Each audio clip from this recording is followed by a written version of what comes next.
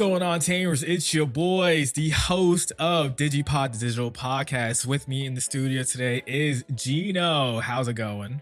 Doing all right. How's it going, Dan? We got hanging in there. We got the finger guns.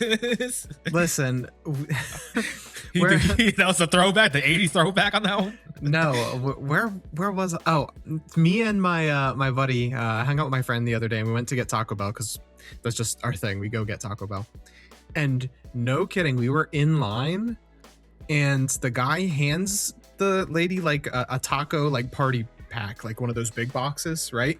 Yeah. And he goes, finger guns out the window, and I'm like, did that guy just finger guns? So it's been on my mind. That's crazy. That was the old throwback right there. I mean, when you receive 12 tacos, like 12 tacos is worthy of finger guns, I think. Like anyone who's old like us, definitely remember people doing that back in the day.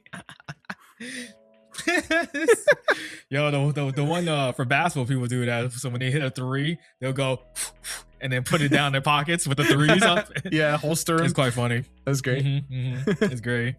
Oh my god, that's hilarious. You know what I went to this weekend real quick before we jump into Digimon? Let's do it. Went to what's called the Asian Dream Fest or something like that. It's called Saturday with my boy Jarrell and some of his other friends in New Jersey.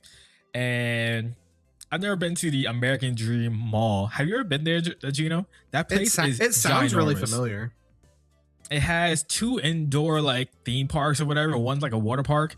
One is like Nickelodeon theme or something like that. It's like amazing. And outside had all these 1,000,001 different Asian type cuisines in like spots or whatever.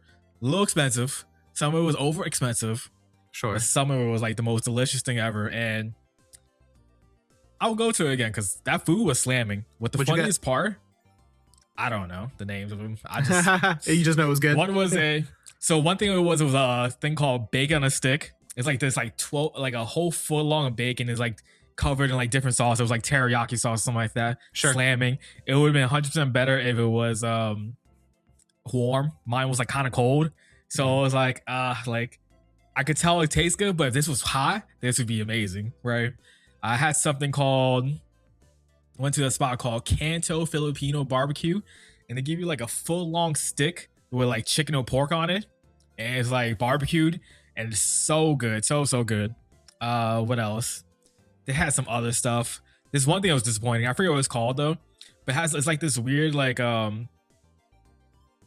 don't remember what it's called right now. But it has like meats inside, and it's inside like a dough type thing. It's like I guess an Asian dish. Gyoza? Like imagine like no, I don't think so. It's imagine like a dumpling? No, not a dumpling. But imagine it looks like a uncrustable shape. Okay, sure. And it's like meat inside and it's fried, right? Okay. That was the most disappointing $15 I've ever spent on. 15? $15. This thing was like maybe yay big, if that. It was the picture on the stand was like this stacked ass thing. It was like looked like it was mad good, looked flavorful, bro. No flavor. I was so disappointed. Rip. It was quite sad. What else? It was like some other good Asian foods they had there. I know one spot we had shrimp noodles, not shrimp, my fault. What's it called? Squid noodles. Something like that. Oh, with like the ink? Yeah. It's mad good. I was like, oh, this is like crazy. I never tried it. I want to though. What else they had? Man, they just had so many things. And they also had like little like boutique shops and stuff for people to buy things. My boy bought like a Kirby thing. I was like, oh, that's cool. It was like a hand knitted thing. They had like drawings. They had a lot of different things. A lot of like arts and stuff. Super good. Like anime people would be like going crazy for some of that stuff. But the downside, this is what I was gonna get to eventually. No Digimon. I was so sad. I was looking hard for Digimon stuff, and none was there. Now you would have thought you would have seen like an Agumon head or something, because it's the face, the pro tag, the main, the face of Digimon, stuff like that. Nothing. I was like, damn. A lot of Pikachu's, Charizards, but no Digimon. I was sad. We're the redheaded stepchild of monster raising. Sure is, unfortunately. But anyways, But yeah, that sounds awesome. Sounds like you had a good time. yeah, it was pretty cool. It's been a minute since I gone out and like do things and whatever, so it was pretty cool to do. But yeah, y'all not here for our real life talk, unfortunately. So we're going to go back to Digimon. Unfortunately. Let me stop. Let me stop. Let me stop. All jokes aside, though, locals. I had one locals. I don't know about you, Gino. Did you have two locals? Did you go to Eminem? No, I No didn't go to M&Ms. MMM, and I won't be going tomorrow either. So Ah, one local week for both of us. How did your cool. Then locals if go, you're not Dan? going tomorrow, I ain't going tomorrow. I would Honest to like to God. go, but I gotta work late tomorrow. So Makes sense. I do want to get those packs, so but same. I don't care enough if that's the case for that drive. But anyways, Fair. local is terrible for us. I think both of us we did relatively poorly. I got third place. I'm on the podium. I'm all right. Oh, you went 2-1. You went 2-1. My fault. Yeah. I thought you went it 2 for some reason. Yeah, played Titamon. So I was originally gonna go into locals, play NSO, and Gino hits me with what do you want to do? Are we playing like legit decks today, or are we gonna play some like funsies, trash, or mid decks? I was like, yo, what are you feeling today? Because I built a couple decks. I came here late though. I didn't get a chance to play test them, but I'm down to play whatever. He was like, yo, I'm really feeling NSL. I was like, fuck, that was the deck I was gonna play actually. I had no idea that he had actually built Yeah. it too at this point. We were talking about it a little earlier in the week, but I didn't know he actually threw it together. Yeah, because I finally got my Reynas in the color border, so I was like, yay! So I want to build it real quick, play it, and cool thing with that deck, surprisingly, we both had like different takes on it from I guess things we've heard how it was being played and like different texts or whatever. So it was pretty cool that when we after all locals, we kind of like, all right, here's my version, here's your version. Let's like look at the differences, see what works, see what doesn't work, and then like go from there, which was pretty fun. Super cool. But yeah, so I went to play Titans again. I have rebuilt this too as well. I threw in Asuna. I was doing the mem gain tamer, the set to memory 3 tamer, because you to had the chance to do that the stupid combo that Bandai hit Skull Bellucci for, which never happened. Did you get to do it at all or no? No, it's not consistent enough. Like really, it's not. Yeah, it's easier to go from. It's easier to go Asuna, play one of Ogre Brothers, pitch to Skull Bellucci, and then like climb up to your Titamon. When you're only climbing up to Titamon, you're not even climbing up to Skull Bellucci. So it was like, cool. I guess you could Evo and then the Evo into it, sure. Then you have like the more inconsistent version where you have to have a Digimon with the egg underneath.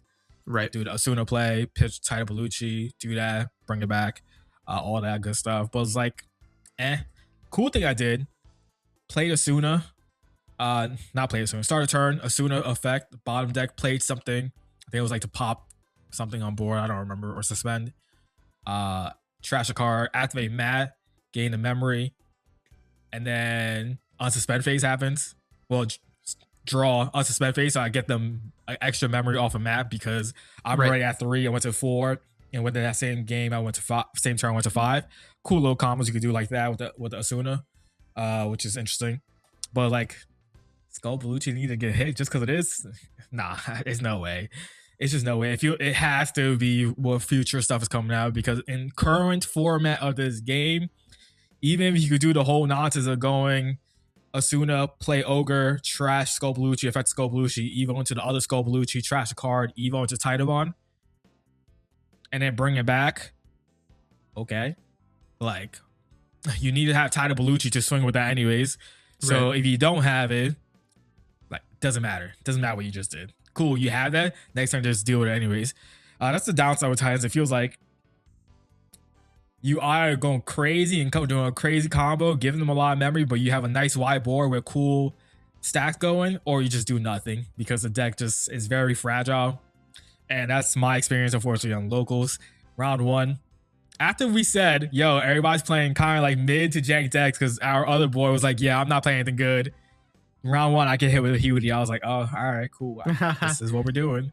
I lost at 0-2. It was so easy. Like, I tried to put up a fight, but like I could not find a Titamon to save my life, or like Skull Bellucci, I think it was.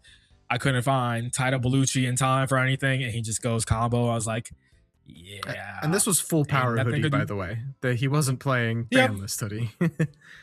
Yep, exactly. So, yeah, no, what am I supposed to do with that? Right. And then game two, same thing happened. I was like, yeah, this is great, fantastic.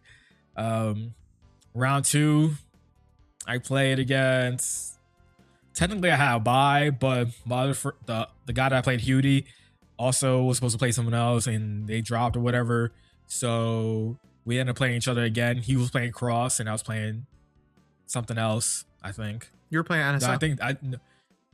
Yeah, I was testing it within that NSO at that point. Yeah, yeah. Some reason I thought I was playing Titanmon. Anyways, and then round three, played against Gino. He was playing NSO. I got cooked up.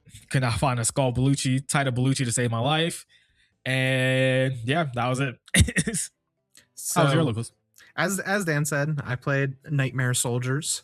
The new Reyna does so much for the deck, and so the deck's new function is find Reyna ASAP so that you can do anything. 100%. 100%. For that, to get to there, I'm on 2 Digital Gate Open, which is great. Because it basically makes Reyna a 3-drop because she's going to gain a memory and draw a card. So you're plussing a memory off of it, which is nice.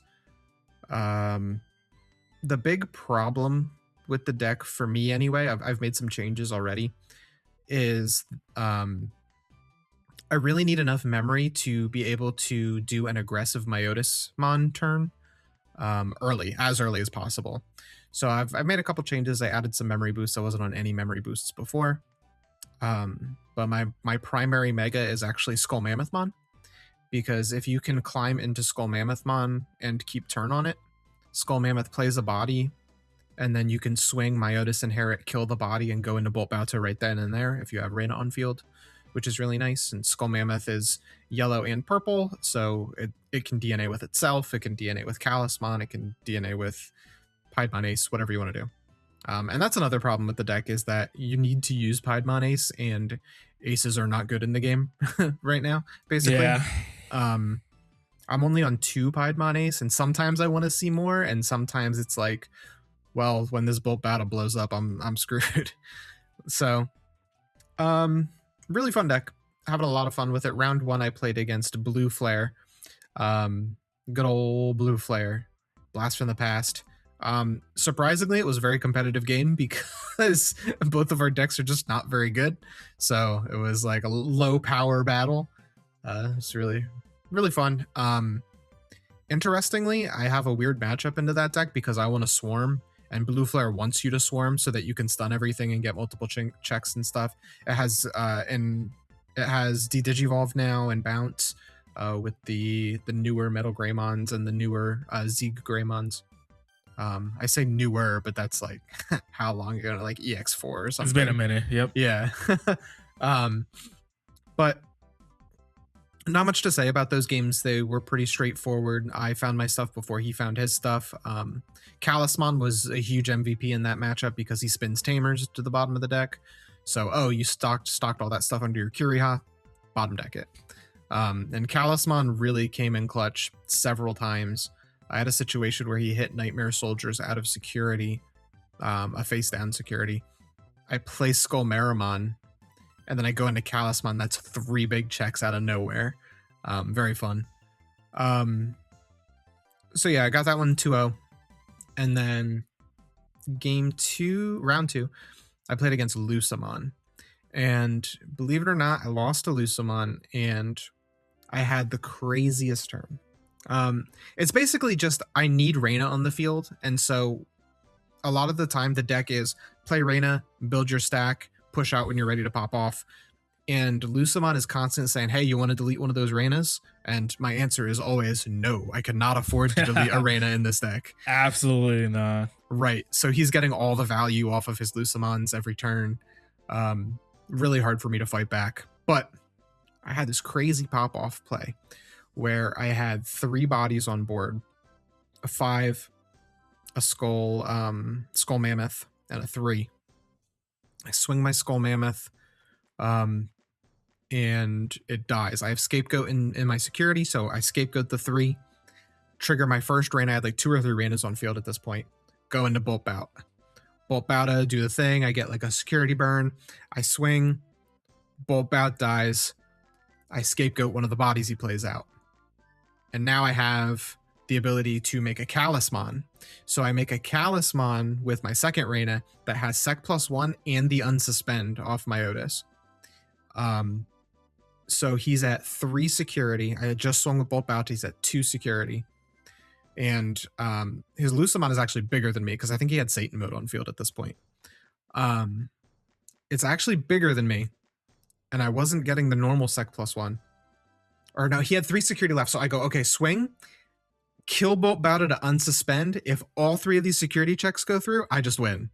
And unfortunately, Talisman was only 14k, and I hit Ruin mode. I'm just like, ugh. Like, most of your deck is like 13 and lower. I'm just like, man, it would have been so cool to have game there. And then game 2, yeah, he just outvalued me really fast. I'm excited to get my hands on this AD01 so I can build Lucamon finally, since I'm not priced out of the deck anymore.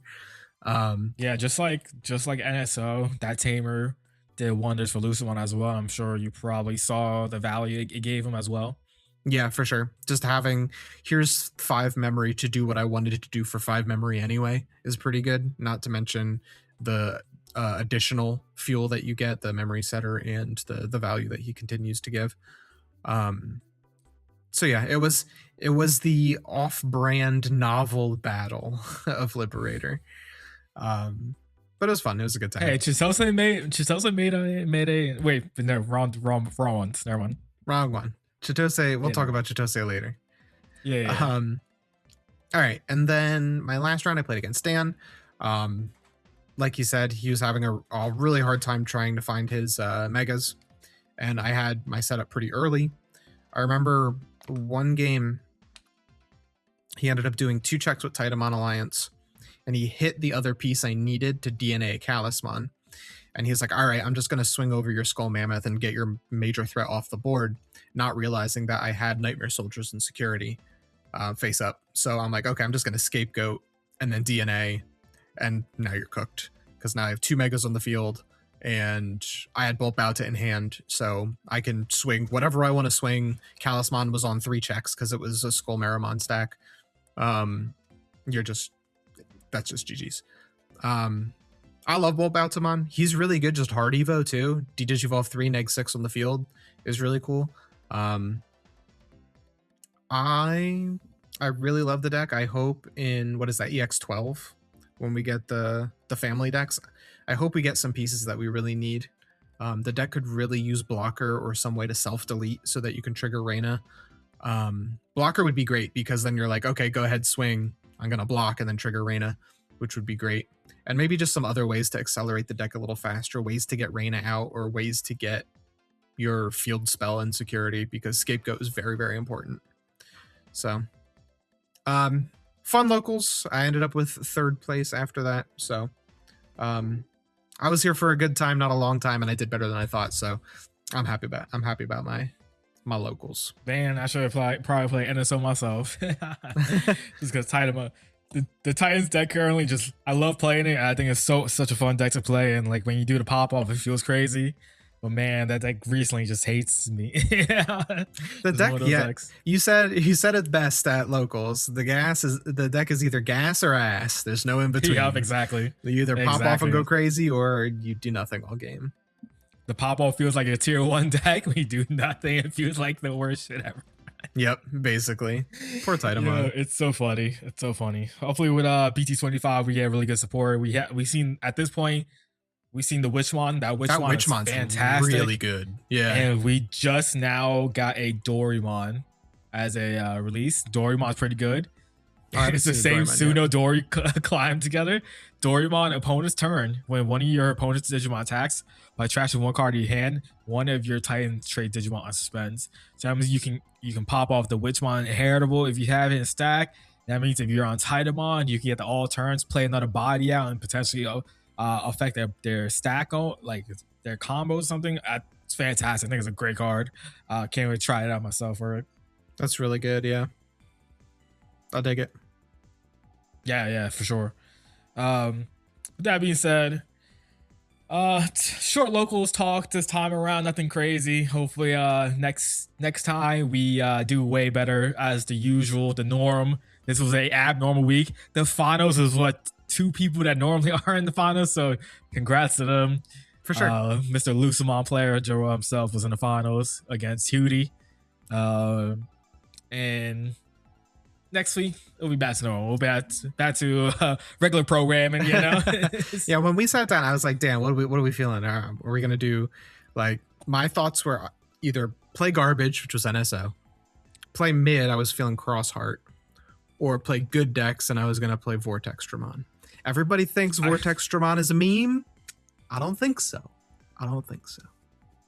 The funniest part, because I was so late to locals, life happened, and so I got to locals super late, like 15 minutes late. The whole time I was like, I'm just gonna play Millie because it's the only deck I know how to play at the moment that's with me. Because everything, not every, I have Fish with me, but like tournament wise, I was just like Fish last week too, and I know you don't like to so like I had double down unless you're like really testing. Yeah, I had made some changes to it. That's why I wanted to play it as well if I thought about it. So I was like, yeah, I'm about to just run Millie. And then when you were talking about I'm playing trash, I was like, all right, I'll just go play Tidamon or NSO. You said NSO, I was like, I'll just play Tidamon. If I played Millie, I would have cooked Cutie. True. It's not hard. It's not a hard matchup, honestly. It's just how fast they're going. And he wasn't on a speed version. He was on the more mid-range style. So not that hard to deal with Millennium on. And they get a lot of cards, kill the tamers, call it a day, and, you know, do shenanigans. But anyways, yeah, so locals, short topic. Next topic, we got two topics for y'all to listen to today or watch, whatever it appeases you. We're gonna start. We got a future tier list to talk about. It's not future, Liberator tier list. But the one topic we want to talk about, which we wanted to talk about last week, couldn't get to it because other topics and stuff like that came up.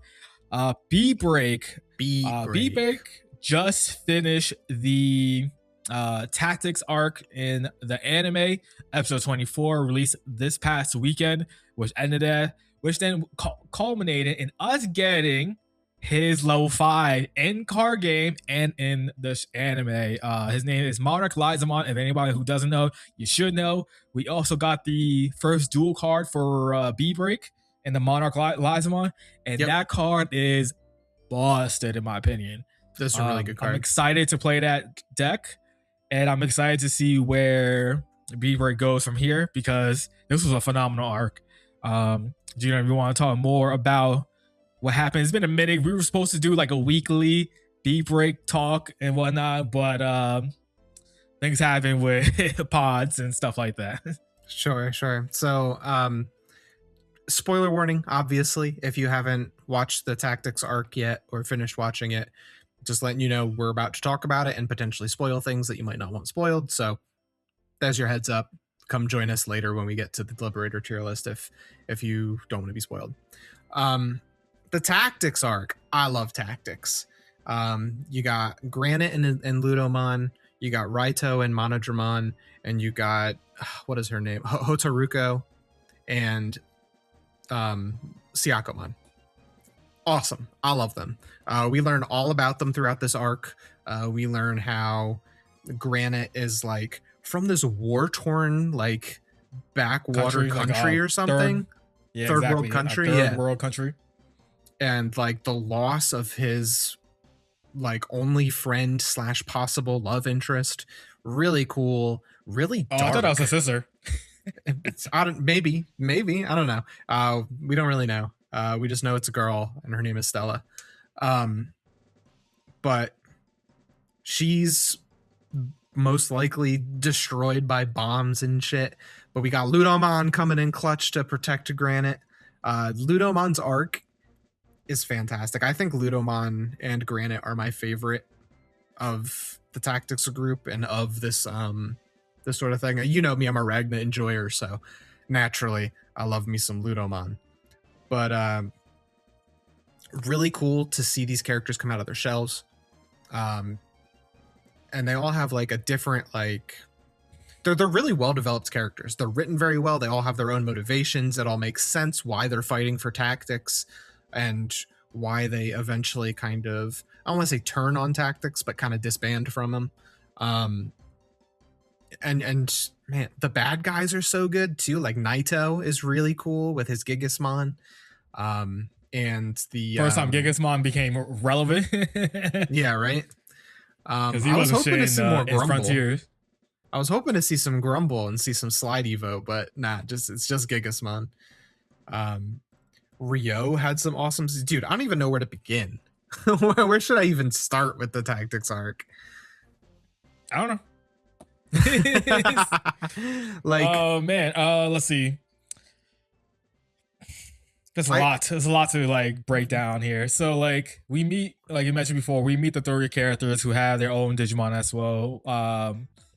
Raido has a Monodramon, so cool. We're gonna see Monodramon. Maybe we're gonna see his 9 Psych. He has a whole alternate line, which is pretty cool to see. Which is all really cool looking too.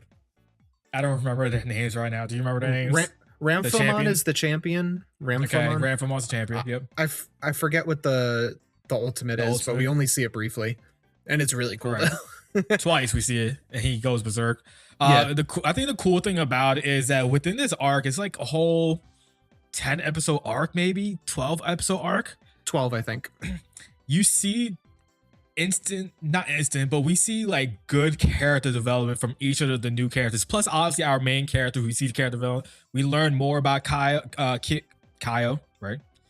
And because he used to be a 5-star, he used to be a badass with this group, and he used to be, supposedly, he was like, you know, a mean dude, where not mean necessarily, but he was what's the word I'm looking for? Very he was cutthroat. He was very cutthroat supposedly, and he changed his ways, and that's why we see him as such a nice dude, such a caring individual that cares about Digimon, wants to see the world be happy with a mix of Digimon and people, which is pretty cool. We meet who these 5-stars are. 5-star is this group of this organization of cleaners that have ultimate level Digimon chilling with them, and they're like considered the best of the best, basically, right?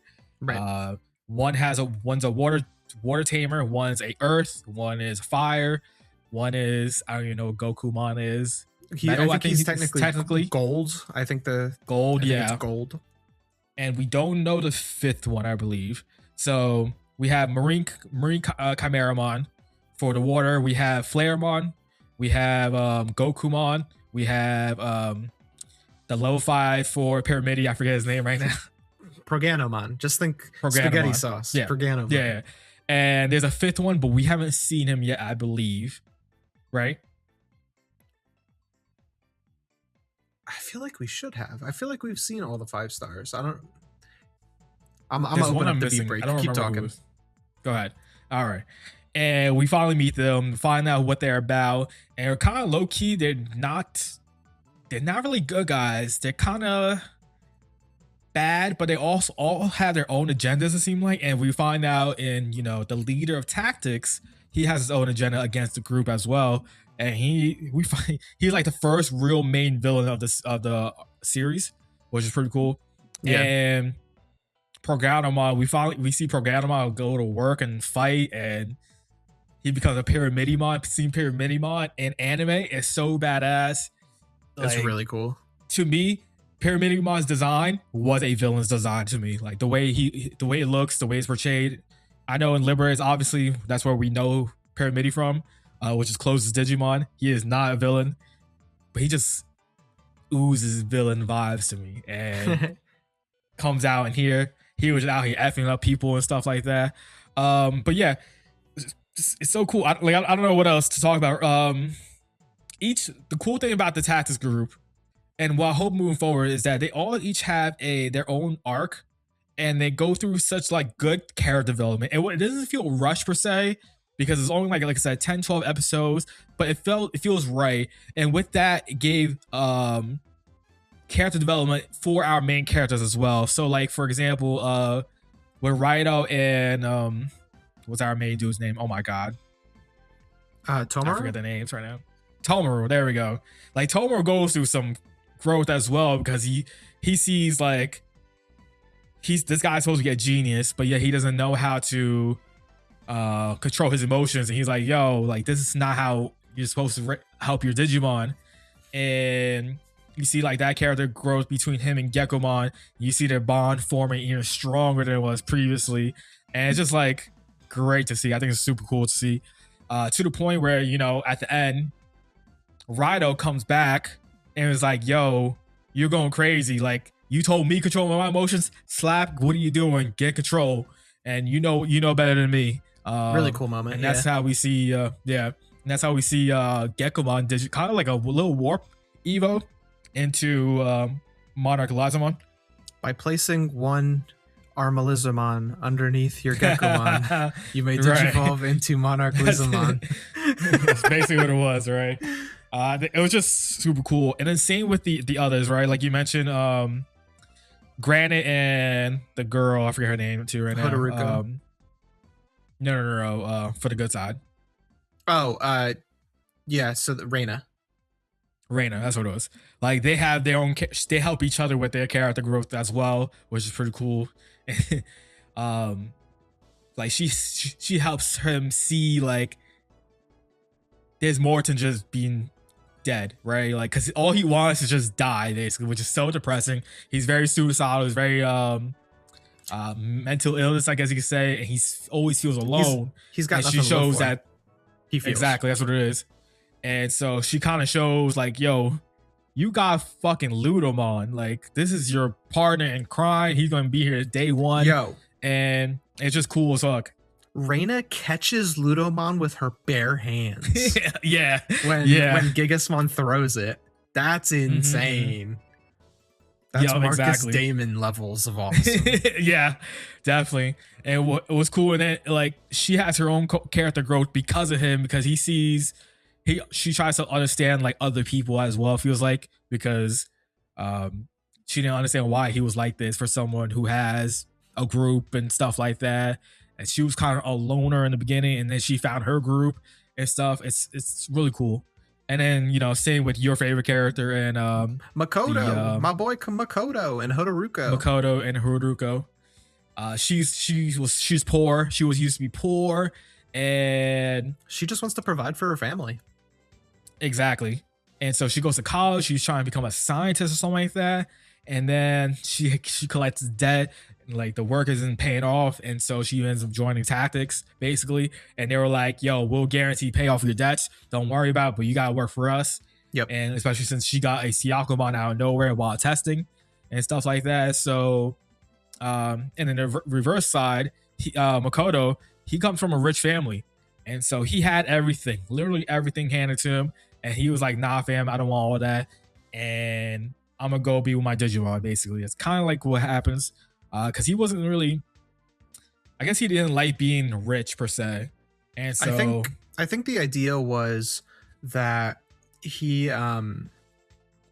was in Shangri-La Egg, this big community for everyone who's rich and powerful, and when you birth a Digimon, you basically have to either give it up or get kicked out. And he formed his bond immediately with Kurotmon and was like, "Yep. I'm not giving up my new best friend," basically. So I'll just try things on my own. And it's cool because it's like a mirror from Hodoriko. Hodoriko has nothing and is working so hard to get it, whereas Makoto had everything and gave it up to keep his Digimon. So it's like this cool sort of like mirror of the characters. And you'll see that with Granite.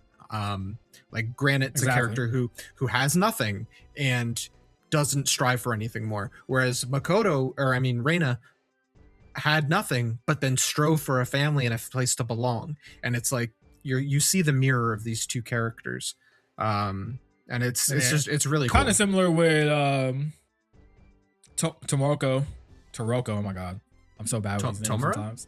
Tomoro. Oh my god.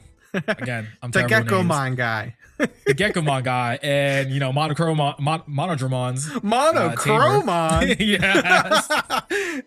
Chat. Oh my god. We're only a half hour in, and Dan is cooked already. I'm already cooked. And they're parallels as well, right? Because this guy is like, he has, I guess, perfect memory basically, right? He can just watch something and memorize it and like knows how to do something. Versus Gekomon's tamer, because he's all emotion basically. He he's not that smart in that sense, right? He doesn't have a perfect memory and all that. So he's just working and growing and just using his emotions and trying to understand it. And that way, like he's more about vibes versus Emotion versus strategy. logic, basically. Yeah, exactly. Exactly. Which is really cool. And then you find out that these people, right, the tactics group is being led by Nato, right? That's his name, the Gigasmon tamer. Yeah, Naito is like, he's leading the tactics group, but he's not the even the leader of that rank. group, but he's not in the head. Yeah, he's like a supervisor to a manager above him, basically. That's what it is, right? Yeah. You got the peasant people that's working the floor. You got the supervisor. He's the general manager, but there's still the regional manager above him. Exactly, right. And so you find out they're working for the dude who is one of the 5 stars. I don't remember his name either. Do you know his name? Hold on, I have it pulled up. His name is. All right, you got to pull it up. Oh, by the way, the 5th one is we haven't really seen her much, but she has a Lilamon. We saw her like very. Oh, that's what it is. Okay. Clay Arslan. Clay, that's what. Yeah. Makes sense because of his Digimon. Yeah. Find out he is the one that's like running underground tournaments, underground sales of Digimon and people. It seems like yo, he was doing some crazy shady stuff, like human trafficking type shit for Digimon. Like it's crazy. It's sad, honestly. The things that was shown. Yeah, it's like super dark in that aspect, especially if you think about like what he's really doing and then think about what real life is happening. Like it's kind of some parallels, which is kind of crazy. For sure. And whatnot. And so, and human fighting, right? Or Digimon fighting, I should say, in a tournament. And find out by that, because someone, the person who has Gokumon, has stolen Tomoro's brother's egg, whatever it's called at the moment. Sapotama. And so he has his e-pulse. And so he's trying to chase him down because he sees him and he gets stuck in his tournament. That's how we find out about this underground fighting thing going on, and it's crazy. And then Monodramon's tamer was there too. And then they fight each other and stuff. It's crazy. It just gets crazy. Yep. And the loser gets cold-hearted. So like Clay is collecting everyone's e-pulse to gain power, because what Clay actually wants is to throw Chairman Wong, who's like the head of the 5 stars. So he's trying to just gather all this power. So it's like, and what's interesting is the Gokuamon tamer. I don't know what his name is. I could pull it up on the other thing, but the guy who has Gokuamon is also like, it seems like each of these 5 stars like secretly wants control of the 5 stars. Yeah. And like they each have their own way of gaining power and trying to figure it out. Like the Gokuamon put Tomoro and Gekomon in the arena specifically to set everything in motion for the next couple of episodes, for Clay to get found out as this illegal human trafficking, Digimon battling, cold hearting thing. And it eventually leads to, the big battle against Clay and Proganomon, who eventually goes into Pyramidimon, which is, again, Dan said, very, very cool. Yeah, I think one of the underrated moments, low key, is we get a little backstory on Digimon in this world and Tomoro's father, right? So like some backstory is this island that I guess that's where everything happened. People were doing testing something out. I don't remember what it was. I guess it was the e-pulse or something like that. It was basically research on e-pulse, yeah. And so Clay was a participant, let's put it like that, right? And they were studying him, studying, and then out of nowhere, he gets a Sun Arisen pop up. Don't know if it's necessarily his, but it seems like it's his, but he doesn't have a Sapotama. He doesn't have like one of those digi-egg things. And so he's a little, like, I guess he's like, what's the word I'm looking for? He is like patient 0 of Digimon, basically, in essence. And he goes berserk and murders everybody and stuff like that, and it just goes crazy. And we kind of meet who Tomoro's father is, kind of. I guess he's a scientist, but like it's very like thrown under, like it's just there. Like you gotta pay attention to find out, oh wait, that's right, they said what. because it's not like it's something they harp on or anything like that. Yeah, And Dan it's, didn't even notice it pretty at first. interesting. I was like, "Oh, did you No. see that?" And he's like, "What are you talking about?" I'm like, "They said Dr. Tenma. That's Tomura's dad." And Dan's like, "Oh shit, I Yeah. gotta go rewatch that for a second." That's what I did, and I was like, oh, they really said it. So we get a little backstory on who his father is, because we don't know where he is. So maybe that's why he goes missing or he leaves where the country, probably because they were looking for him, because he's a scientist that knows more that shouldn't know or something. Don't know obviously yet what's going on with that, but it's definitely some hints, some Easter eggs for us to get for the future of Beat Break. Sometimes when you watch shows, not even anime, just shows in general, you can tell when an arc ends and then they don't have anything really set up for the next like arc. Not this. There are so many threads that it's like, man, they could pull from any direction. I wonder what's going to happen. You know what I mean? Beat Break is goated. If it's not one of your favorite series of Digimon, it's definitely up there for me. Like, I'm loving Beat Break so far. Yeah, They honestly, better not drop the ball. I don't think so. The way it's going, I think it's just I agree. going up from here. But low key, this might be a top 3 Digimon series. Low key. Same. It's kind of crazy to say because we're only 24 episodes in, and I don't know how many episodes it's planned to be. Yeah, I think they said 60, but I could be wrong, because that's usually the time length of each season anyways. Between like that 50 number. and 75 is generally how long Digimon goes. Yeah, so I don't know what the cutoff will be, but man, 24 episodes in, and this showing like one of the best Digimon anime series that we've had, and it definitely in a long time. And again, I think it's top 3. If you're gonna go by my rankings, for me always 01, Frontier, and honestly this might be number 3, and honestly this might pass Tamers for me. You like Frontier that much? Oh, I'm sorry. I meant Tamers. That's okay. Frontiers. I was gonna say, geez. No. 01, Tamers, and then B Break. Frontiers on the bottom. I was Frontiers gonna say, like wait a second. Yeah, I thought I knew you. No. I'm tripping. My fault. Yeah, I'm tired. Yeah, for me, my number 1 is Data Squad. I love Data Squad. Data Squad really resonated with me when I watched it. I thought it was a really good adult, or at least like a teen-ish, like take on Digimon, and I loved it. So Data Squad's number 1 for me right now. Beat Break might be 2, and then Adventure, and then Tamers, and that's crazy to me. Like, yeah. And again, only a quarter way through, or at least a little more than a quarter, I should say. I think it's pretty good. And we haven't even seen Megas yet. We haven't seen a lot yet, and there's so much for them to do. It's so funny how like Geckomon is like sort of was like hyping up that he might be like a dual swordsman, and then they're like, nah, just make him another Metal Greymon. It's fine. We got Metal Greymon. For real quick, talk about Modern Lizamon, looks so badass. In the card, I was like, oh, he's cool, but he kind of looks like a Metal Greymon knockoff or whatever, which is whatever, to be expected. Right, you got the one metal arm, you got the one regular arm, you got wings. Well, this time he has a jetpack, jet boosters. He has the hair with the armor coming out, and then he has a horn. But in anime, when he fought, it was pretty badass. Honestly, like his mechanical arm turns into a giant axe, basically, which is pretty cool, badass. It was not just like a claw that shoots out or something like that, like a Metal Greymon, or I think War Growlmon's the same thing too. I don't remember in his fights. And then his final attack, the horn on his head becomes a giant ass like axe, and he just spins like crazy at him. It was just so badass. And I think I really loved it. I love that. I love that they've kept. I hope his Mega's final attack is some spin move too. I love how they all have a spin dash. They're all just Sonic down in A. They're all just Sonic spin dash, and I love it, honestly.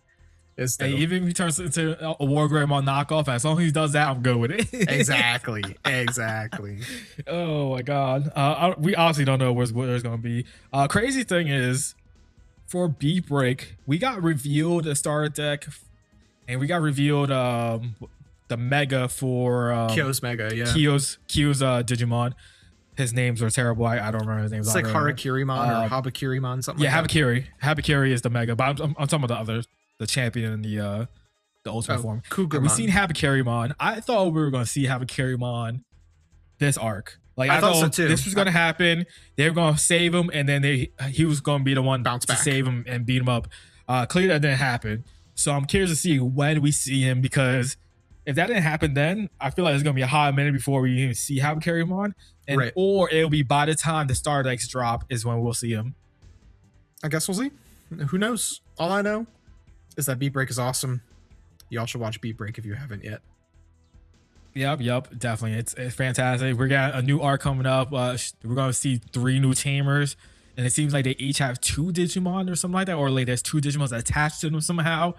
Based off the little like teasers we've seen, pretty badass. And for anyone who hates Medusamon, spoiler, Elizamon looks like it's gonna be one of them. So expect Elizamon support in the future.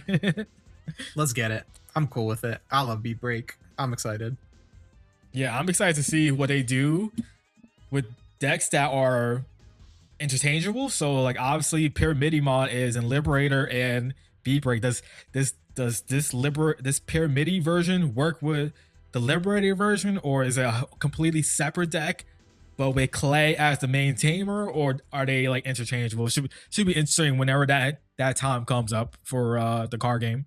For sure. Imagine they make another Pyramidimon deck, but instead of being an OTK deck, it's like a really huge wall. Like they could do something like that, and you can like mix and match pieces, you know, like peaches. You can mix and match pieces from. I almost said it again. You can mix and match pieces from both decks. So like, okay, I want the Landra promo because I want the search and grab my rocks and minerals, but like maybe my top end is a Pyramidimon that becomes immune to effects and can cancel attacks or something. Like, who knows? Or maybe Fragment is not even part of it and it's like different or something. Who knows? Who knows? Should be exciting time. For sure. But obviously, go ahead. No, I was just gonna say, obviously we don't know when that's gonna come out, when they have like more Beat Break stuff, but it's gonna be exciting when it does. Definitely. I'm excited. Speaking of which, we just talked about Liberators. We mentioned it before. Here for the main topic of the day, we have a special request from our editor named Yovarni, a Liberator tier list for y'all today. This should be a fun one. So let me pull it up here. I've got it set aside for us. We're using sleeved.gg. All right, so go to sleeve.gg. You can build decks. You can make your own tier lists. It's got several different card games. Here we got Digimon, Chrono Core, Gundam, and Grand Archive. You know our boy and our editor Varney's been working hard on this, so go show him your support. Check out the site. Really cool.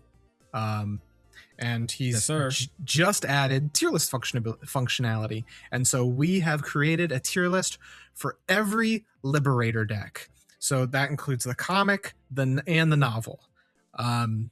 And even if the Liberator deck is just one tamer, we added it on. We added it anyway. So this should be fun.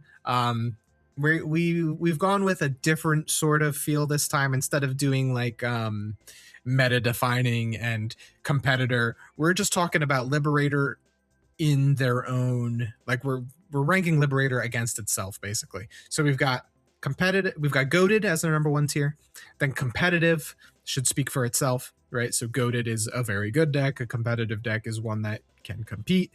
We've got mid decks, and then we've got Sukamon for the trash tier. All right, the decks that just aren't going to do anything. It's not that we think the decks are trash, it's the power level of the decks are trash in comparison to the others. Right. So do we just go down the list one by one, or is there any specific place you want to start? All right, so we'll start with the pro tag, Shoto Kazuma himself. Man's been Sukamon for so long, it's crazy he's gonna get out of the Sukamon tier. That's right. Do you think he goes all the way to goated, or you think he's just competitive? In my head, I know what the goated section is gonna be. Right. Now, problem is Shoto a part of the goated section? I don't know. I think he's for sure now competitive. I can at least guarantee minimum competitive. 100%. Is he higher than that? I'm not fully sure because of who the others are in that tier list. Right. So we'll put him in competitive for now. I think Vortex Dramon is a great card. But a lot of people, a lot of decks, a lot of good decks can out him very easily, or not have to worry about the things that he does. It does also just have the green problem of none of my cards say draw one on them, so like you can just True. brick. That's True. what. Listen, my Vortex, I'm on Cocomon Egg because I just want to draw cards. Damn it. But all the new support he got makes him really strong. The board can go wide out of nowhere. Bandai decided that Hidden Potential Discovered is a fine card at 1, so you can swing turns around like crazy with it. Shoto's really good. Vortex Dramon is really good. I think it's better than people give it credit for, even though we haven't seen it top yet, right? Because I know Central won the most recent regional, right? I don't know if it actually won because after looking through information, I think it was day one. It won day one, but it didn't win day two. I think that's what it was because that seemed like it was from the same Europe regional that happened. So for sure, it was number one for day one. I think the right person has to take Vortex Dramon to the top, and I'm the guy for the job. Maybe. Maybe. So here's the thing with Vortex. Vortex reads broken, but when you play against Vortex, it doesn't feel as broken. I think that's the issue. When you realize that everybody's teching for you just in case they run into you, like if you're going into a regional of a round regional, you probably have a card in your deck that says no to Vortex, and that's kind of Vortex issue, right? Is that right? I saw just I watched it today. Ben's Rocks Worlds deck profile, and he ran the blue device. Yeah, Bishop device, right? Bishop device, yep. Which basically says, stun the opponent's Digimon can't attack, right? And so that's what people are doing, right? You're either running something that can kill it immediately or stun it so it can't attack and they can't do anything, right? Seen through Millenniumon, right? We're purposely teching a Shaomon DX just to be able to play this for free, to go stun the Vortex, can't attack, and in the following turn, we deal with the Vortex afterwards. Decks like that are doing that. Some decks are natively have options that can kill it, and so they're just natively running it, right? Medusa has the Serpentine card, and it's just very easy for them to deal with a Vortex if it pops up. And so with that, and that's why I think it's more on the competitive side, not on the goated side, but still a fantastic deck. If your deck has no outs to it, you're just in a rough day, realistically. So many matches I've played as Vortex Dramon where my opponent goes, "Oh, I can't out this. I just lose. Like there's no way around this. It's way bigger than me. I can't stun it. I can't delete it with an option. It's gonna attack basically twice every turn and battle things." I mean, you guys have probably heard the same song and dance many times at this point, because we're almost out of EX11 format here. I mean, I guess technically we are. 8001 is out. We just haven't got it yet personally because it's been delayed. But yeah, so definitely a good deck. We'll see if it's a goated deck or not. Maybe in the right hands it is. Let's move on to the puppets. And I think I'm going to put them together because weirdly enough, you can say this is a Risa and a Sendromon deck, but they just run all Mirais, right? Yeah. So we should probably put them together, don't you think?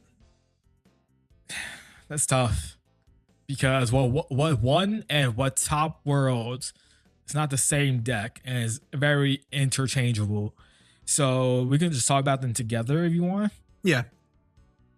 So puppets as a whole, I think is the bottom of goated. I agree. The EX11 brought so much value to this deck. It's not even funny. First off, they got the new emblem with Mirai's emblem. For 2, you search, grab 2 cards, and it's just broken in any deck that runs it. Trust me, I know from playing heavy metal a lot. It's just such a very strong thing that you're able to do. And then you're able to go starting main phase, play a tamer, whatever it is, by bottom decking, and then you just free value, you just evo up climb. The new Senju allows you to go OTK from 5 really easily. Yep. While you have the Nyaromon egg, I think it is, right? where you, when attacking, you trash your top security, you Yeah, gain if you need to memory. swing memory back, you can also choose to Yep. run the system on CL that says on play gain of memory. Yep. So That too. it's basically just ways for you to get multiple overclocks a turn. And what was crazy with us saying that about Sendril, because Sendril is that good, I still think Kaguya is better, but it's just more of a control style version. Kaguya is really more about making a wide board and telling your opponent, can you deal with this? If you can't, I win the following turn. Usually that's basically how it feels like, especially the new Kaguya plus old Kaguya. Together is a very strong, hard to deal with board. You really And got to tiptoe so, around it, yeah. yeah, and because if you make one mistake and you try to blow something up, you're losing your own board realistically, and it's just very strong. But Senjo gives that such strong OTK power, and that's where we're going to see a lot of puppets moving forward. It feels like, but don't be surprised if you see Kaguya as well. Yeah, for sure. The speed and the power of the deck is so good. Central is now your main four of basically no matter what at this point. But it's up to you whether you want to run some Kaguyas or not. Mirai is the main tamer regardless. We haven't seen this new Arisa get played at all really in any topping puppet decks, which is a little sad. But Narrative Rond is just so powerful. The real the real strength of this deck is the fact that the other Mirai, the 3-cost one, bottom decks herself when she does it, which means that Kokeshi, her level 4 that plays her out, is going to be live all of the time, basically, to trigger Narrative Rond off of. So that's just really, really powerful. As long as you don't accidentally get 2 of these 4-cost Mirais on the board, you can constantly just redo Narrative Rond Mirai combos and just pop off. And whether that means I'm gonna OTK you out of nowhere with Central and 100 bodies, or I'm gonna go Nyabu and melt your Vortex Dramon, or I'm gonna go Kaguya and set up a really hard to interact with board. The choice is yours, and the deck is very strong. It's definitely in the goated tier. I don't know if it's at the very bottom or not, but it's definitely goated tier. Agreed. Yeah. Owen Dreadnought and his snake woman waifu, and that turns into Triceratops. that turns into a Triceratops Gundam. Styracoman. Goated.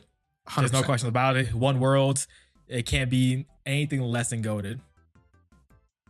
Yes, 100%. Oh boy, here's the issue with the sleeve. Varney. Varney. No, it's broke.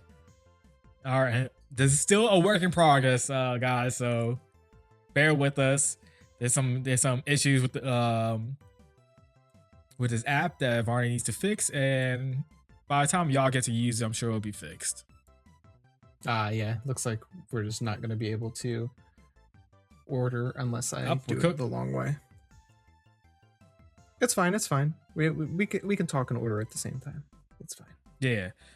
Yeah. So Medusumon cracked. Currently the best Liberator deck in the game. It feels like being able to go Medusa. Excuse me. The biggest thing. Let's even backtrack Medusa. Being able to go raise your Lizamon, go Lamia, tuck the Dimetro, force the opponent to tuck a card and from the hand, trash the top security, and that 3-cost Evo becomes a 1-cost Evo, which then allows you to keep turn, go into Medusa, kill something on board, create a token, bottom deck something, kill bottom deck, create a token, swing, do a lot of damage, trash security, Styraco, Evo, trash more security, kill the token, trash more security, unspend, swing. It does a lot. And you're able to get like a body or 2 out from that because of the inheritable. Usually going to be like that Dimetro protection. And now your opponent, if you didn't OTK them, you probably put them at like baby 0 to 1 security. And you tell your opponent, can you deal with a Styracoman that has armor purge, protection of itself, and also Dimetro protection. And if you can't deal with that, you just lose basically. Yep. And if you're running Ukos, you kind of speed up your game a little bit faster. You're able to get double eggs potentially if it doesn't die. And you just tell your opponent, you got to do something, or I'm just gonna get free value. Deck is very strong if you're running it that way. You can also run it with what's it called, the emblems, and you're perfectly fine. If you don't want to run Ukos, the deck is just really really good where it's at right now. Yeah, for sure. The big strength of this deck is that so many cards are like, hey, if you delete me, I'm going to do something cool. And Medusamon says, actually, I'm going to delete you and then bottom deck the card that I just deleted so you get no on deletion effect. And that's just so powerful. Not to mention the fact that the cards all have progress. So, like, you're going to be swinging and you just like, if I hit an option, who cares? Nothing happens to me. If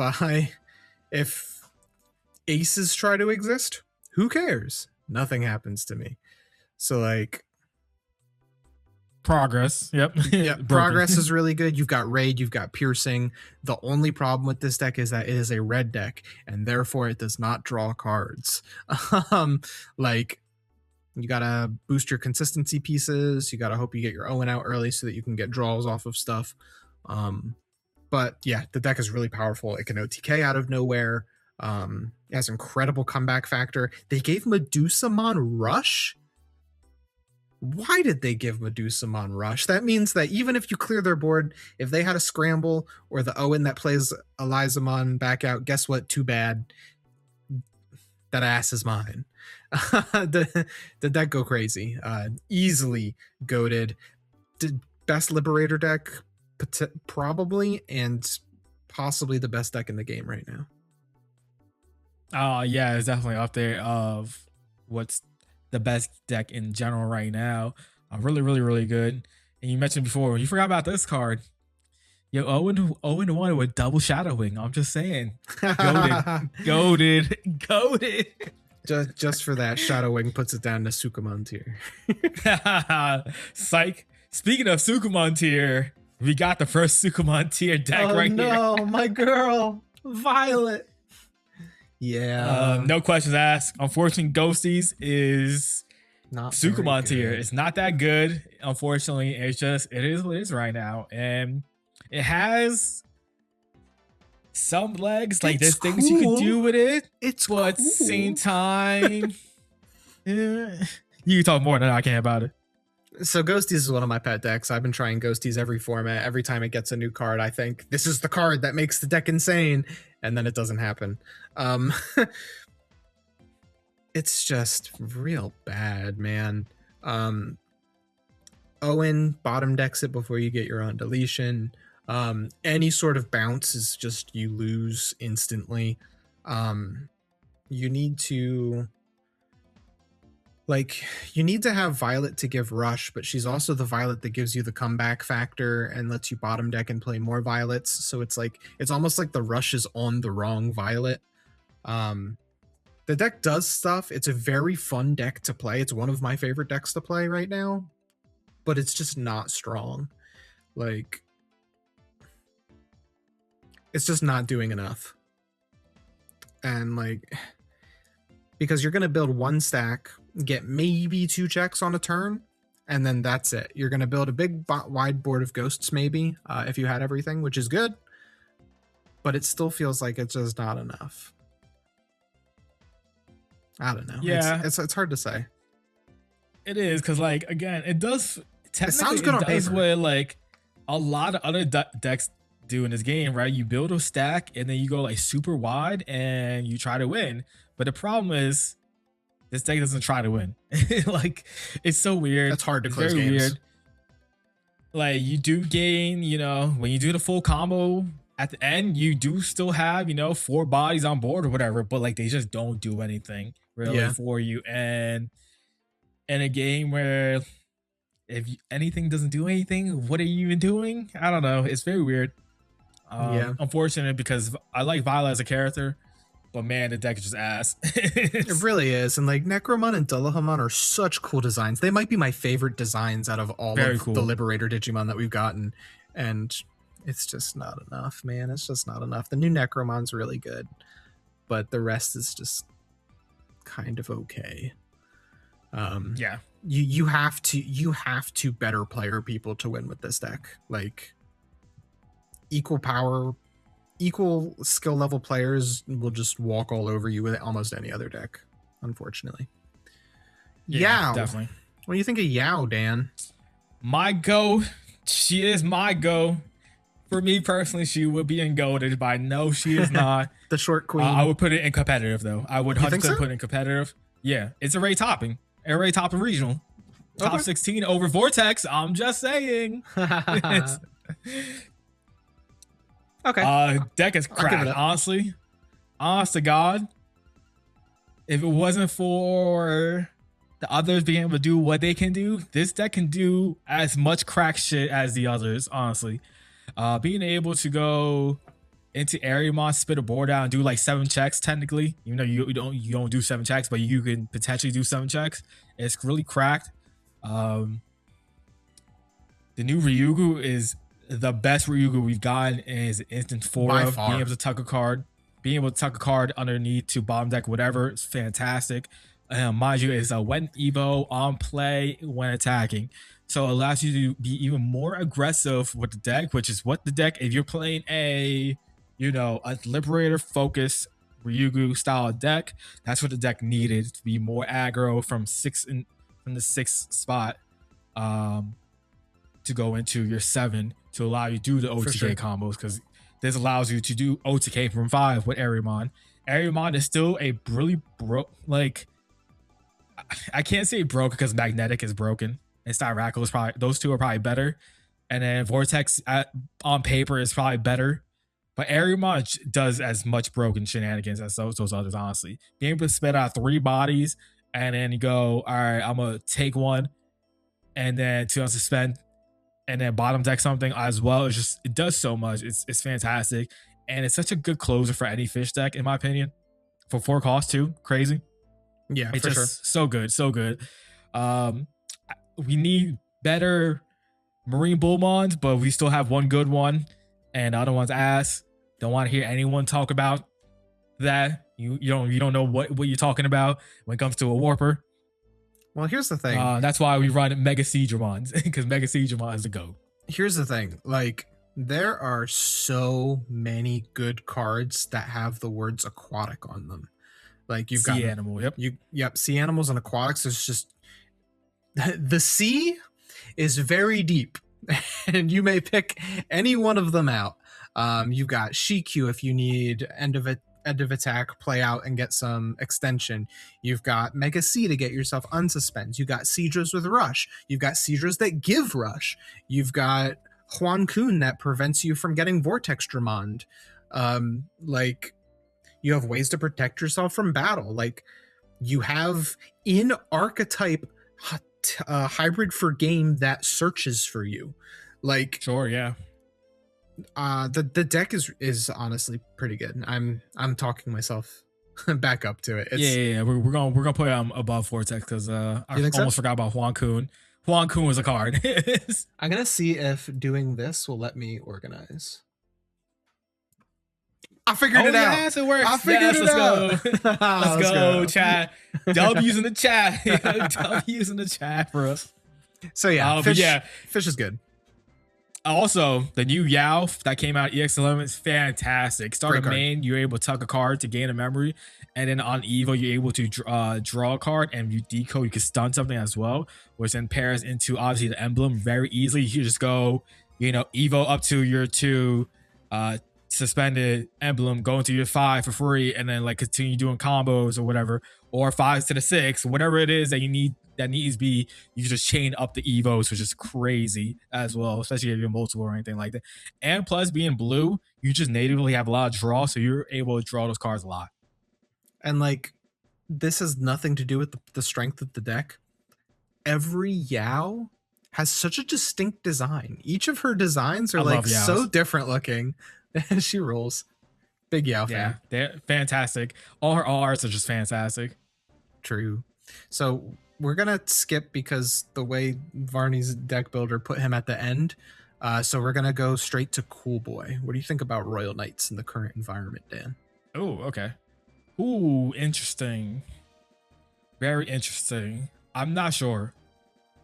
Honestly, like, nobody's. It might be under right mid. now. Mid? It might be mid right now for now. Interesting. So here's the issue. Go ahead. Styraco just blows the F out of anything that they do. They're That's not true. scared of anything that they can do. Puppet just says, I go faster. Fish just says, I'm just going to blow your back out as well. And Vortex, what can they do about Vortex? Unless that deck is natively playing cards that can stun, which I don't think any Royal Knights stun like that, or options that kill, they can't deal with Vortex at all. Well, they drop And- or you can deal with Vortex. Oh, because there's a neg 15 on the end of the turn. Yeah, all right, my fault. Yeah, never mind. They can't deal with it. All right. But they have to see the Oryukin, obviously. Sure. In that aspect, I forgot about the neg 15s to the end of your opponent's turn. Yep. But I don't know. And because TS is a deck, like if we're talking about just meta in general, there's so many other decks that can just deal with Royal Knights. Like Dio Boromar just says, I go fast and Armageddon as a card. TS, Millenniumon does not care about it anymore either. It's just so many other decks. We're going to talk about Millenniumon eventually. Yep. But like there's just so many decks in the meta that just kind of pushes Royal Knights down. And that's why I feel like it's probably mid right now. Like we're gonna get more Royal Knight support. Don't worry, Royal Knight players. I know you're boring deck. You love your boring deck. You're gonna get more support, so it's all right. But for right now, it feels a little mid. It's a speed game right now. Yeah, every deck is going real fast. Nothing's really building a wall. Like I guess you could say Vortex is, but it's also going very fast and like dealing with things. It's a speed game, and Royal Knights really needs to accelerate its game state to do the things it wants to do. And if you're just getting blown out before you can get all your cards underneath your Iggies, then what are you doing? You know, decks are winning by turn 2, turn 3. You haven't even flipped all your eggs yet. What are you doing? Yeah, and the new Cool Boy, great for the deck. The new Omekamon, fantastic for the deck as well. So it's not like it's gotten bad support or anything like that. It's just the way the game is currently, and I'm sure someone will find something to make Royal Knights good again, because Royal Knights never goes away fully. Yeah, I'm convinced that it could be at the bottom of competitive, but I'll allow top of mid. Yeah. All right, our next goated deck is of course Rocks. Yeah, throw into the goated section. Yep, there's no I would say it's buts. I would say it's above Puppets. Agreed. I think it's the second best Liberator deck. Out of nowhere OTKs, Tumblemon, looping shenanigans, Looping memory. Free. A ton of search that is really flexible. Like the fact that Landra is top 3 and then top or bottom is crazy. Like, that's so good. The new Sonoriza too is just another consistency piece now, because a lot of the times when you're playing Magnetic, your opponent's like, all right, I'm not going to push out because they're just going to de-digivolve or pop my little guys anyway. I'll wait until I'm ready to like really do stuff. And they're like, okay, cool. Now I have this Sonorizamon. Instead of pitching an inherit that does nothing, now I get a draw at least. So the new Sonoriza is really good. I know that they're on the new close now, which is really good as well. The new Pyramidimon has Tamer hate. They decided to give Magnetic Dramon Tamer hate. Like they needed that. Right? The deck does everything you could ever want and more, and you needed to kill Tamers now too? Yeah. So yeah. Crazy thing. Go ahead. I didn't even know about this combo until Ben talks about his combo tutorial thing in his video. That Sonorizamon is kind of crazy. If you had the close plus a emblem on board, because it's when moving, not start a main phase effect, you raise, you do the effect to strip, you activate the close to do whatever. I think you put source back underneath. You activate emblem, evo into the Landramon that searches. On evo, you search, you strip a source to search, whatever, and then you put something underneath it, and then start a main phase happens again, you strip again, and then you get another search out of it. Kind of crazy. That's just because what the new Sonorizamon does with the when moving effect of it as well. Really good. So it adds consistency to your deck that the deck already was consistent. Now you add more consistency by being able to have that little combo that you can do as well. For sure. I mean, this deck has been around for a while, and while it did get new pieces that make it more consistent, we kind of know what it does. We've known what it does for a long time. This thing is going to OTK you from 4. And it has plenty of tools to either make itself really annoying to deal with fragment and things like that, or now it has tamer removal. It can wall up and do blocker. It has Icemon, so now you can't de-digivolve it or bounce it, which was its only weakness before. But a lot of the times you don't even care about any of that because you're just going to OTK. So, Yep. Yeah, if you don't let your opponent do anything, your deck's pretty good, is what it comes down to. So let's move on to our next deck, Xeno and Galacticmon. What do you think about this deck, Dan? That's a tough one. I'm not I sure. agree. I think it's somewhere between mid and competitive. I agree. My gut says top of mid. Because I did the wrong No, thing. you lost a cool boy. I lost the cool boy. I gotta go find cool boy. Crap. Yeah. My gut says top of mid because like the deck is good and does good things, but it's another one of those I need to stall out for a turn to win. And other decks are just gonna run you over. Vortex Dramon just battles your Galacticmon 300 times. Styracomon removes it. Like if you play the new Galacticmon, the one that says I'm immune to all your effects, and then next turn I'm gonna evolve, play a cannon, do all the things. Vortex just battles it and it goes away.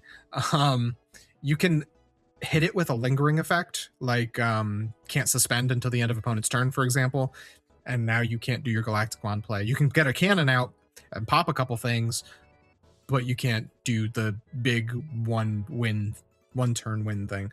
The cool thing about the deck is that it doesn't give any resources to your opponent because you never swing into security. You're only winning off cannon, basically. And the deck has a lot of recursion. The new Xeno is really good for the deck. What it really needs is an emblem. Let me get into Galacticmon for nothing, baby. It has a great late game, and it does good control. It has really flexible tamer removal. The problem is just getting to your win con is very slow. That's why I think it's at like mid-ish. Like even if you are on Galacticmon, a lot of these decks are unsuspending and attacking multiple times, and you can only stop maybe 1-2 attacks. So it's like, then what? I don't know. What do you think, Dan? Yeah, I agree with most of what you said right there. I will say the new Galactic just being able to be immune to everything is kind of crazy. Very nice. But it can, pop Vortex because of Ragnarok Cannon. So there's that thing to think about as well. And then obviously you have a tamer that can de-digivolve it because he's could be de-digivolved by the tamer. So you have your outs to Vortex if that's your criteria. Issue is you have to deal with everything else. And if we're just going by Liberator status, how well can you deal with Styraco? How well can you deal with rocks fast enough? How well can you deal with puppets? Because puppets can go so fast. And same with fish as well. And same with probably some other stuff in this tier list. Yeah, the big problem is that I don't know. Every deck above it is just so much better. Yeah, it's kind of what I agree. And then if you taking it as the meta in general, yes, there's certain decks that can just deal with their tamers fast and just tells them to no. Crossheart is an example of that. But like, how fast can you deal with TS? You can deal with TS tamers, yes. But how fast are they going? Does it matter? Yes or no? Maybe not. I don't know. It's Probably just very not. hard for Galactic to deal with certain things, and it's very speed oriented. Like if they're being a little bit slow and they're just forced to play tamers, you go Destro, pop their stuff, call it a day, you're good to go, right? Now you go Galactic, set up for the cannon and do your thing. It's just a matter of can you get there and how fast can you get there before they set up. Yeah, exactly. I grinded out Galactic a lot at the beginning of the format, and Yep. the big problem was TS. And TS is still a very strong deck, but like Neptunemon just says no. Like, oh, I have this whole board. If I go into Galactic and try to delete everything on your board, Neptune only needs to suspend a single time to protect everything on the field, which is brutal. Venusmon, incredibly debilitating. Even if you're immune, it stuns you, so you can't swing after. You can get your Digivolve and When Digivolving effect because you're still immune during that time, but you're not going to be able to swing because you're going to get stunned. Like, TS is the Galactic Mon killer. And even though you would think, oh, it's like a really Tamer heavy deck, you'd think Galactic would do well into it, but they just drop their 6s for 7 and say, nothing you do for the rest of the game matters.